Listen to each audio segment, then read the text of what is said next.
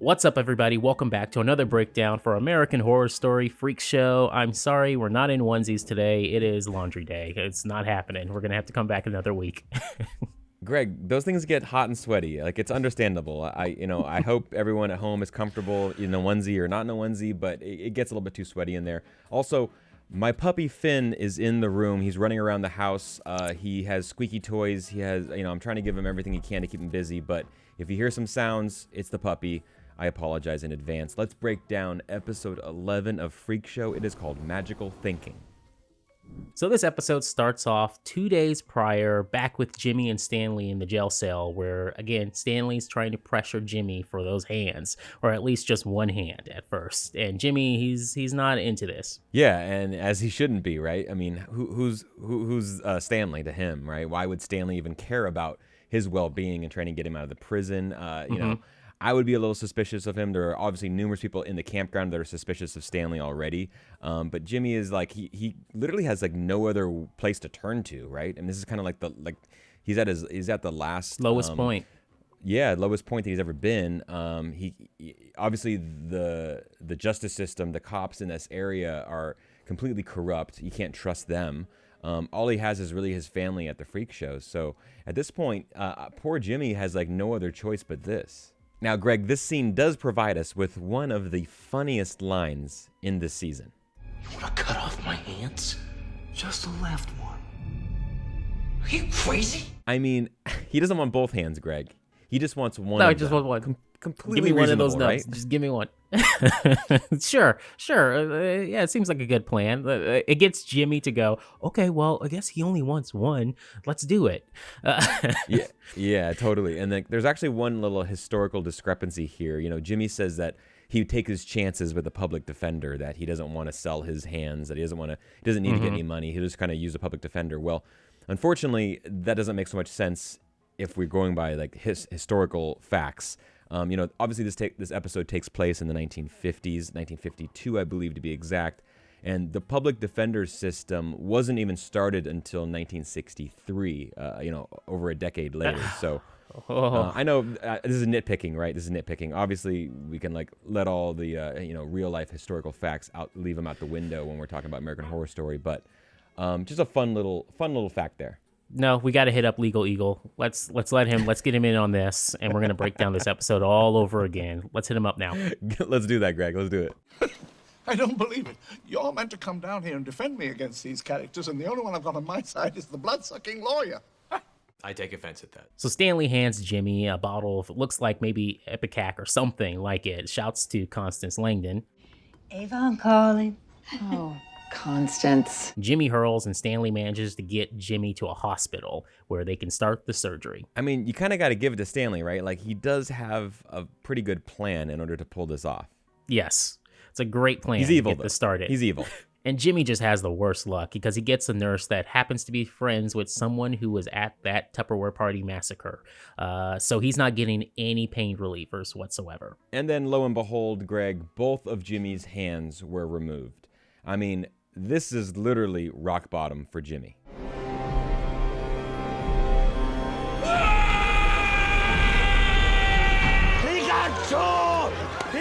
And back at the freak show, the twins are getting over Jimmy at the moment, and they're looking for love, or at least, well, looking for sex. Yeah, I was first surprised that they still had their diary. I don't know if it's the same diary that Dandy Mott had, taken and read, but they were, still writing. We hear like a voiceover, and they're kind of putting some more thoughts into the diary. The whole mindset, the twins' mindset is completely changed. They're kind of both on the same page now, right? And they're kind of literally just looking to be intimate with someone. Today, I declare us to be free. And this leads to the introduction of Chester Creb, played by Neil Patrick Harris. We find out quickly he's a World War II veteran, and he's a chameleon salesman at first. He's got a little box for chameleons. He's trying to find any job he can with the freak show. That becomes elaborate very quickly. Interesting. Selling chameleons. That's an interesting job, a little gig you have. But also, Greg, he is a self-proclaimed amateur magician. He has dreams of being this big magician and part of, yeah, exactly. Aren't we all? And then, he wants to be part of the show, right? He wants to perform his magic in front of an audience. And the funny thing is, in real life, Neil Patrick Harris is actually a talented musician. He once served as the president of the board of directors of Hollywood's Academy of Magical Arts. So, I mean, the guy has some skill in the magic arts department. Count down from 5 out loud right now. Go ahead. 5, 4, 3, 2, 1. Now look. Oh my god! Oh my god! Oh my god! Now, when we first meet him, we're led to believe that he, like you said, he is a survivor from World War II, that he went to Normandy and he came back and he has a plate in his head from injuries he sustained out there. But as we learn more and the episode kind of unravels, there's a little bit of discrepancy. He's not all there. Yeah, he's obviously not all there, but do we believe his backstory? I want to pose that question to you. Do you think that everything he says is true, or perhaps maybe he never even went to war and he just struggled with some mental issues? I want to believe the story. Even in the flashbacks we get, he's in uniform, so it seems like he did go to war. And then even through the background work from, I think it's Jack Colquitt or whatever detective that Dandy hired, it seems to indicate that he did go to war. Yeah, I agree with you. Just something that we should keep in mind where people are kind of explaining their backgrounds, to not always believe 100% the truth. Now, there probably is some truth in that he did serve in the Army. One little note, though, that his U.S. Army uniform that he's wearing when we meet him, it does not have a Purple Heart ribbon on it, which is usually awarded to those who are wounded in combat. Now, it does show that he was a soldier with the 1st Infantry Division who received a Bronze Star, but it is unknown if this was an oversight, obviously, by the costume designer, or if Creb is actually lying about his background. Now, I'm not here to call out the costume designer. They do an incredible job, the whole team here on American Horror Story, but a fun little nitpick if you pay close attention to the details, if they did that on purpose or if it was just oversight. Now, Dell goes to visit Jimmy, and he finds out in shock that Jimmy lost both of his hands. And this is a nice, sweet scene we get with Dell where he, tells him, he breaks down and lets him know that, he's the difference between his hands and Jimmy's is just he was the freak in his own family, it turns out. He's the only one who didn't have the deformity of his lobster hands, apparently. Yeah, and I guess that does teach us that it's all a matter of perspective, right? That he knows what it feels like to be an outsider, to be a so-called freak.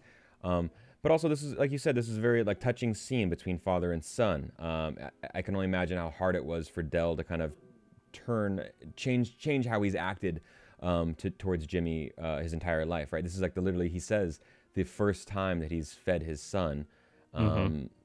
He feels incredible guilt for abandoning his child when he was young, years ago.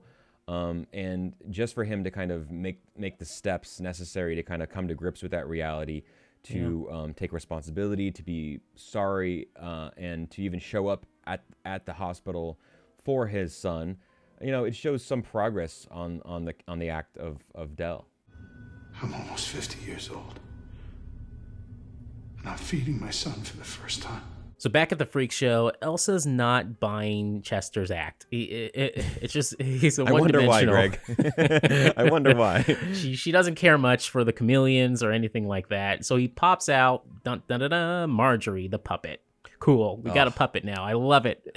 Creepy puppets. Yeah, another one of the great horror tropes, right? To have a creepy puppet. It reminds me of movies kind of like The Conjuring, Poltergeist, Saw, Child's Play, even older ones like Magic, Puppet Master, Death Doll. I mean, you knew at some point they had to have this in the season of Freak Show in order to complete the whole thing. And this is awesome because guess what? We get Jamie Brewer back. Her first appearance this season. She's voicing Marjorie, right? So good. But then later on, we get to see Jamie Brewer actually act, right? She's actually physically the manifestation of Marjorie, which adds a whole nother level of creepiness and horror to this new character.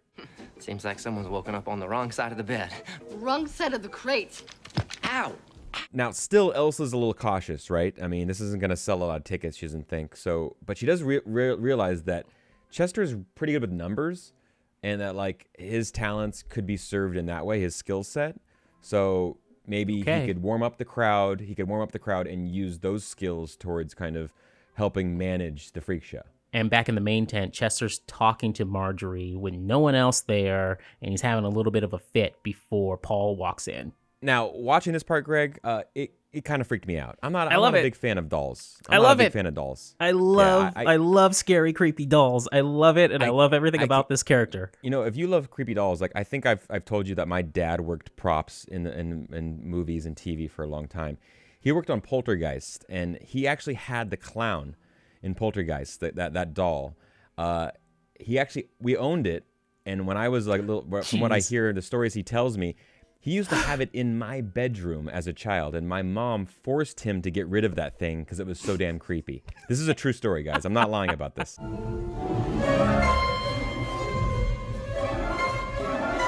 Now, obviously from the conversation earlier with Jimmy and Dell knows that Stanley did some horrible things here, right? Because he knows the type of person Stanley is. So immediately he's looking for Stanley. He's looking to get revenge. And also he wants to try to get Jimmy out of police custody, right? So he kind of recruits Amazon Eve to help him. Now you got two of the most, the strongest people in the freak show camp to like literally use blunt force, like physicality in order to kind of overpower the cops and get Jimmy out of there. You got shot. Yeah, it hurts like hell. Good. Now, next up, Chester takes a liking to the twins. He brings them a music box. He wants to use them for his act. He says to distract the audience, but only because of their beauty. Now, one major side note here is that Chester is with Paul, and they're looking through the back of all the old stuff they had, and they find two things. One, they find a giant Houdini water tank. I'm sure that will come back around. And two, a golden sawing magic box. Okay. Yeah, this is interesting. I actually looked it up. The golden sawing box, Greg. In 1921, Horace Golden, a magician working in the U.S., presented the first version, which literally might look similar to what we see on screen here, and was used more widely amongst modern audiences, you know, the illusion of sawing someone in half. Now, I even look back further, and it's generally accepted that the first public performance of a sawing illusion was achieved by British magician P.T. Selbit in January of 1921 in London. So this is obviously, it's been quite a few years since this illusion has been used in modern audiences, but also then you see these tools that are probably going to determine the outcome for several of the characters in this season of Freak Show, right? And they're being dusted off, brought out from storage, and they're going to be used against the people that we've been following this season. Now, in addition to that, I think it's very ironic and fitting that it's the sawing box that Chester wants the twins to be involved with, right? Like that they've the entire season they've been wanting to be separated. Well, at least not both of them, but one of them wants to be separated. But I just thought very fitting that, you know, to split someone in half, he chose the twins to help him with this. Now, in hindsight, watching the entire season or knowing what's going to happen in the future, you can see this as just a magic trick in its own with the twins here. Look at the twins, look at the twins, look at the twins. We're going to saw them in half. Something bad's going to happen, foreshadowing when something else is happening in the background the entire time, and she's just walking in the frame later on, not knowing what's happening. I'm just saying right now that, again, Maggie, you need to run. You in danger, girl. All right, Greg, now let's talk about Chester and the twins. Obviously, you know, they both have some feelings towards each other. The twins, on one hand, really just want to get some intimacy over. They just kind of want to get it over. It's like, what is it, like American Pie? They're just trying to, it's kind of like American like Pie that. with Freak Show. But Chester has to be kind of like persuaded to do so, to be involved in this, right? He has these kind of flashbacks, these memories of kind of his love life and the challenges, let's say, the things that happened that got in the way. Obviously, when he went to war, his wife apparently started a relationship with another woman, a friend of the couple. And then when he came back from the war, he was never the same. He really didn't involve himself in that aspect of the relationship, but he would watch them perform sexual acts on each other while he was holding Marjorie. That shot is amazing. Now, Alice, the actress that plays the friend here, you might recognize her from Westworld. She plays Clementine. That is Angela Serafian. And funny to see her like years before Westworld. She's become so famous because of Westworld, but she does a great job here kind of dealing with a mentally unstable Chester back in his past. Now, unfortunately for her, things don't turn out so well. as we see later on.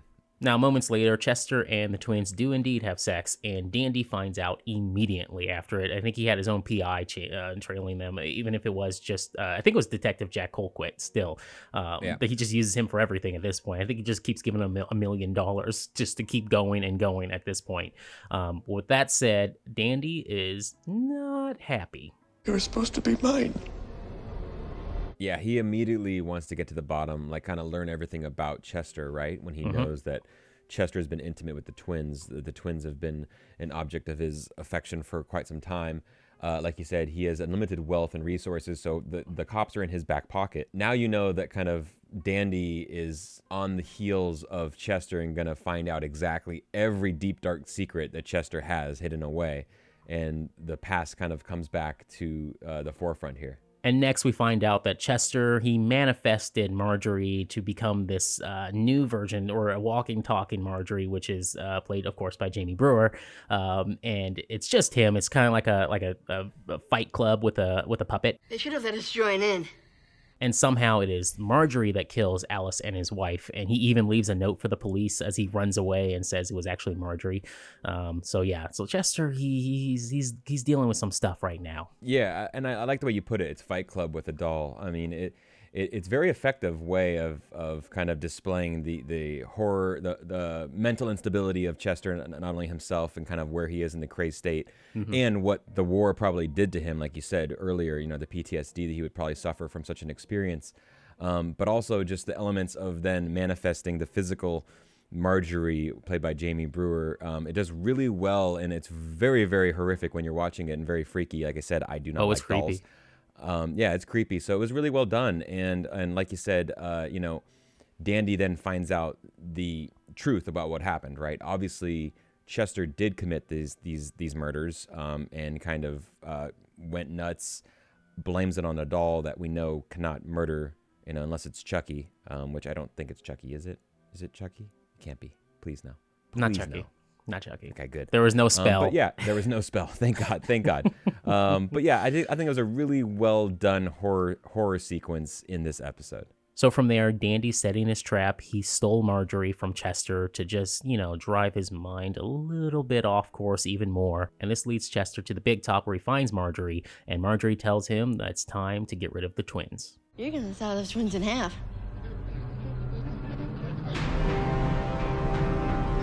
Now, meanwhile, Maggie returns to the freak show to talk to Elsa, and she tells her she has something she needs to see. Yeah, and this obviously confirms that Ma Petite was murdered and the body was, used for financial gain into the museum. So she basically is on the look now for who's responsible for a horrible thing that happened to a really, really dear child and friend of hers. And Maggie knows who did it, so she's walking her over to him right now. Unfortunately, Dell is in a conversation with Desiree at the moment, trying to plead his case to her. It doesn't go well, as Desiree just wants to hear him say it, that he did, in fact, kill Ma Petite. Yeah, and what perfect timing, huh? I mean, he admits what he did, that he smothered her, and that's all that Elsa needs to hear, and she kills him with the gun. Street justice. Yeah. It's crazy to think, but Elsa has no qualms with taking justice into her own hands, right? I mean, let's think about it. It's in the 1950s. The cops are not really there to properly, take care of everyone's needs. Some people are treated much more unfairly than others in this society.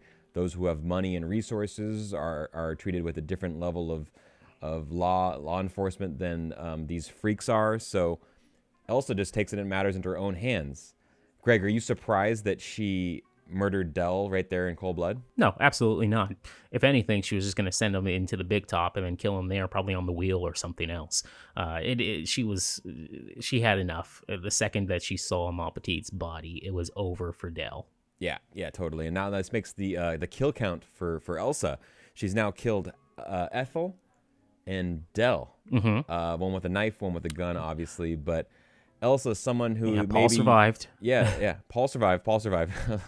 for now, he did at least. But so Elsa is not shy to get in there and do the dirty work if she has to. Now the big questions that remain are, what are we going to do about Stanley, and where the hell is Jimmy at the moment? I'm sure we'll find out in the next episode. And Maggie, look out. Here we go. Everyone, we will be back here next week for episode 12. We can't wait. Hopefully I'll be back in a onesie. We'll see. Me too, Greg.